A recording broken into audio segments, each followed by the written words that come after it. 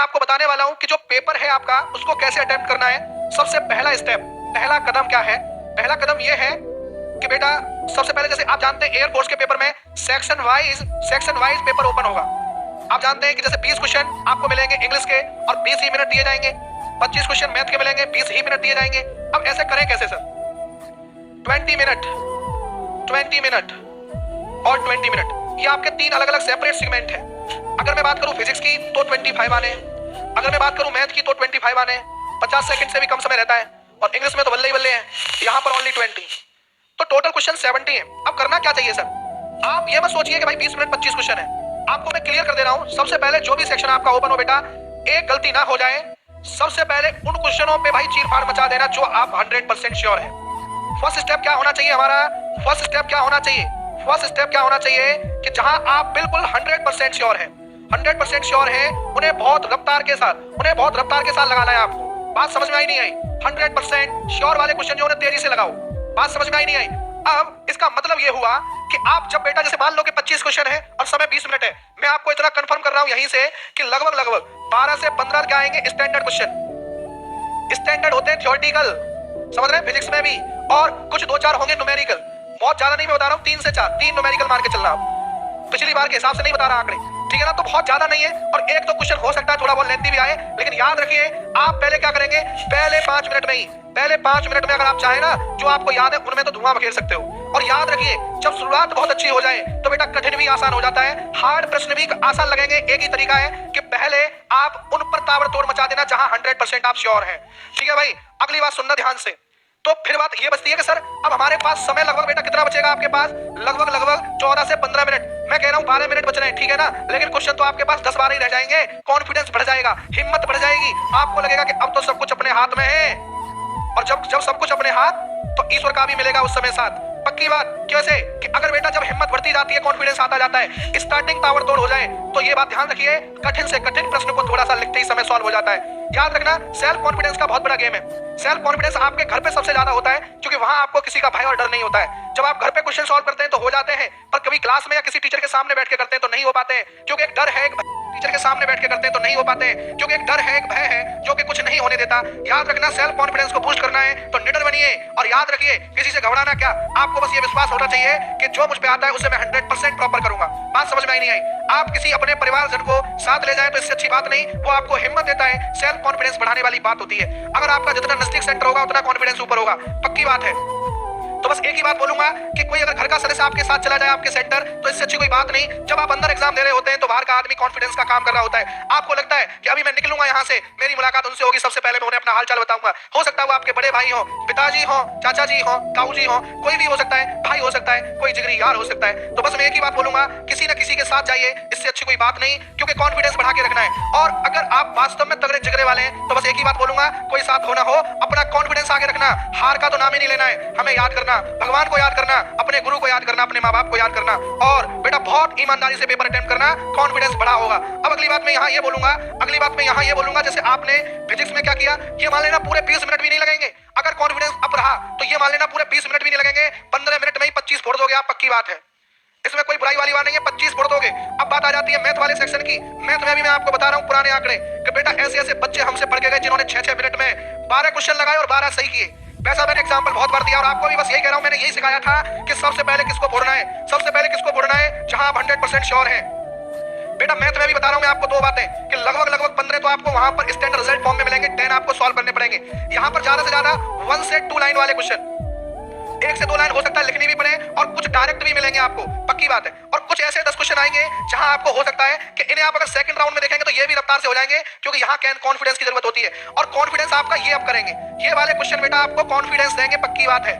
ध्यान रखना, अगर कॉन्फिडेंस अप करना है तो पहले आप फेमस छांट लो, जल्दी आगे बढ़ा के फेमस छांट लो और लगा दो उनको। और पक्की बात है, कॉन्फिडेंस जब बढ़ जाता है तो बेटा कठिन भी आसान हो जाता है। फिर बाद में तुम सेकंड राउंड में जब इस पर आओगे तो गारंटी है कि 8 से 10 भी हो सकता है आप उड़ा ले जाओ।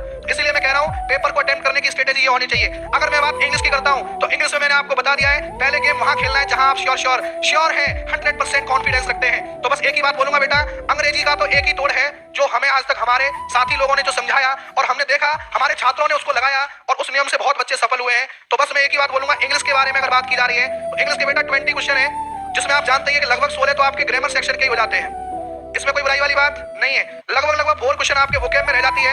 अब यहाँ वोकैब, इसके बारे में ज्यादा सोचना नहीं है, इसके बारे में ज्यादा नहीं सोचना है। पहला आपका राउंड ये होना चाहिए फर्स्ट ग्रामर आपने खूब पढ़ी, अभी से नहीं पढ़ी, पहले से पढ़ी। ग्रामर के रूल अगर आपको आते हैं, अगर आप अपना कॉन्फिडेंस रखते हैं, तो पहले बेटा इसको फोड़ना आप और बाद में इन मीनिंग्स को देखना। अगर आपको इसमें से 1-2 मिल जाए तो ये किस्मत की बात है, और ना मिले तो कोई बुराई वाली बात नहीं है।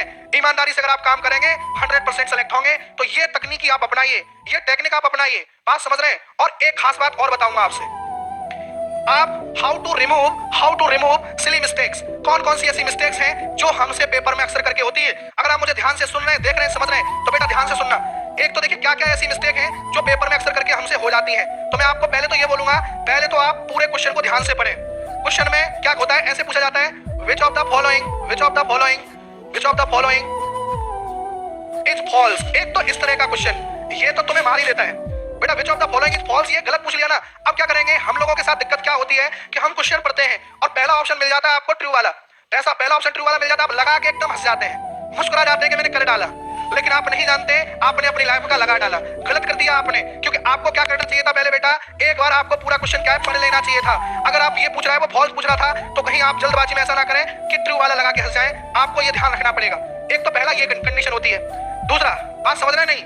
हाँ जी बिल्कुल, ये गलतियां हो जाती हैं, नर्वस हो जाते हैं, जल्दबाजी करते हैं, तो ये गलतियां होती हैं। हमें लगता है समय निकल रहा है, कुछ भी मिल रहा है लगाते जाओ। ऐसा नहीं करना है, ऐसा नहीं करना है। थोड़ा सा नजरें आपकी इस बात पर भी हो कि कहीं ऐसा क्वेश्चन तो नहीं है।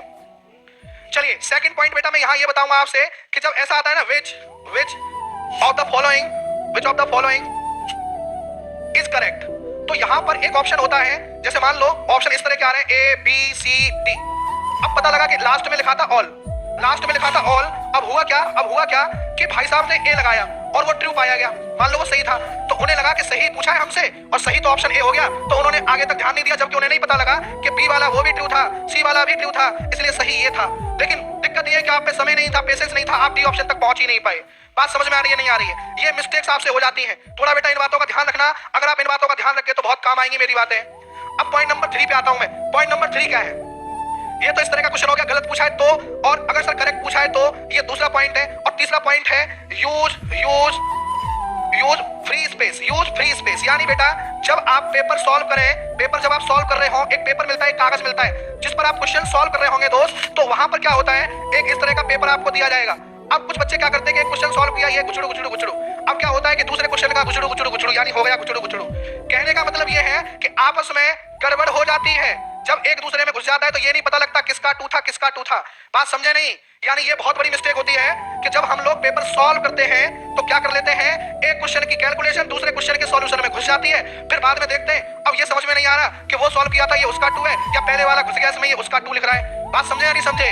ये लफड़ा है। तो याद रखना इस बात का कि यूज क्या करना है आपको, बिल्कुल फ्री स्पेस। बेहतर तरीका मैं आपको बता रहा हूं कि अगर बेटा आपको एक पेज मिला हुआ है, तो जैसे मान लो क्वेश्चन इतने एरिया में सॉल्व हो जाए तो उसे बाउंड कर देना, यानी खत्म। फिर ये वाला एरिया बचा, मान लो इसमें क्वेश्चन सॉल्व हो गया, ये बाउंड कर दिया। फिर मान लो एक एरिया मिला, इसमें हो गया सॉल्व, खत्म, इसमें हो गया खत्म, इसमें हो गया खत्म। इस तरीके से कुछ आपको क्वेश्चन सॉल्व करने चाहिए, 1 2 3 4 5 6। मान लो इस तरह का आप कुछ यूज करना कंसेप्ट, तो उससे बेटा ये है कि वहां पर दिक्कत नहीं रहेगी। उम्मीद है आप मेरी बात समझ रहे हैं। अरे खूब मिलता है, पेपर की फाउंडेशन नहीं होती सेलन जी आज की डेट में। ये शायद हो सकता है आपके सेंटर में गड़बड़ हुई हो, पर मैं पक्की बात बता रहा हूं कि वहां कोई दिक्कत नहीं होती, पेपर मिल जाते हैं सॉल्व करने के लिए।